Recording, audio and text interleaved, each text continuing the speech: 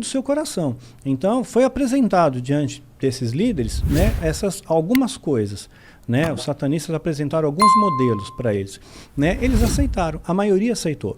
Tanto é que depois formou-se no Brasil uma coalizão apostólica brasileira. Já ouviu falar disso? Não. Pois é. Tem apóstolos hoje agora, né, na igreja. Né? Só que apóstolo, biblicamente falando, não existe.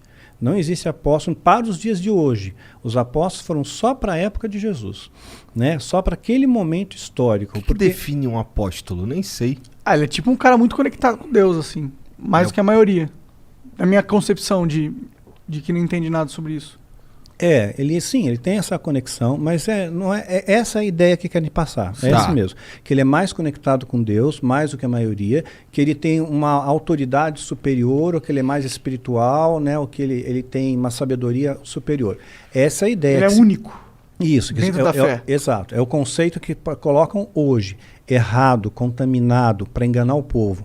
Né? E qual é a definição bíblica de apóstolo? Né?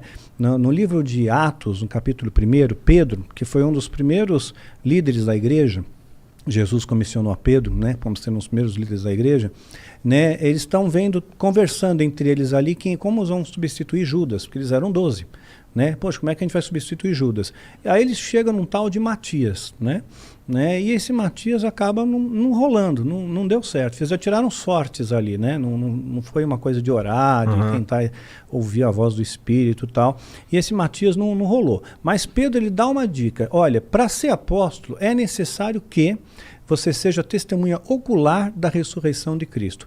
Então, entre a ressurreição de Cristo, quando ele ressuscitou, e a ascensão, quando ele subiu aos céus, a Bíblia diz que passou um período, né, de 40 dias. Nesses 40 dias, cerca de 500 pessoas viram ele, né, viram Jesus. Né? Então, nesse período, quem viu isso, quem viu a ressurreição, ele tem a chancela de apóstolo, né, porque ele foi testemunha ocular. Paulo é o último a ver Jesus, por isso que ele é apóstolo também. Né? Lucas, que andava com Paulo, né? Lucas era um historiador e um médico. Né?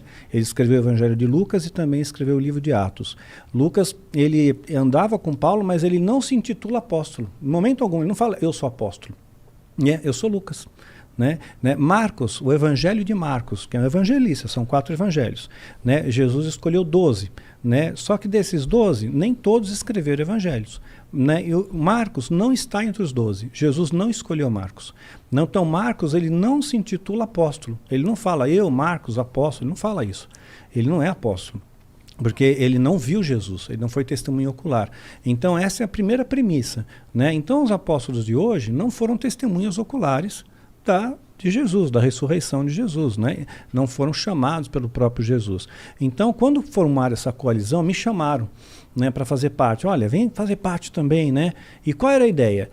Olha, a gente vai criar um grupo, né? Porque está tendo muito pastor por aí, então nós vamos criar um grupo mais eclético, né? Então mais superior. Então as pessoas, nós vamos vender imagem para o público, para o povo, de que quem estiver debaixo de uma cobertura apostólica, e esse negócio de cobertura é outra palhaçada, a cobertura apostólica, né, está mais protegido, quer dizer, o demônio não pode pegar, o demônio não pode atacar, porque aquele apóstolo está orando por você, mediante um pagamento. Né? Entendi. Tinha igrejas que tinham cobertura apostólica, que pagavam carnê para o apóstolo. Né? Todo mês pagavam um valor. A igreja, né? Pagava às vezes 10 mil para o pastor todo mês para manter a cobertura apostólica. Essa igreja tem a cobertura apostólica do apóstolo fulano de tal. Aí remetia um certo prestígio. Né? Então, essa coalizão apostólica no Brasil, ela quando me convidaram, eu falei, não, gente, mas isso aqui está errado. E eles falaram para mim, nós sabemos que está errado, mas o povo não sabe. Né? O povo não sabe, e assim, a gente precisa ter uma autoridade maior aqui no Brasil, né? Isso depois que já estava convertido? Convertido já, isso eu já estava, nesse momento eu já estou inserido no sistema evangélico, né? Eu já estou dando palestra, já estou escrevendo livro, já estou nessa dinâmica, né? Então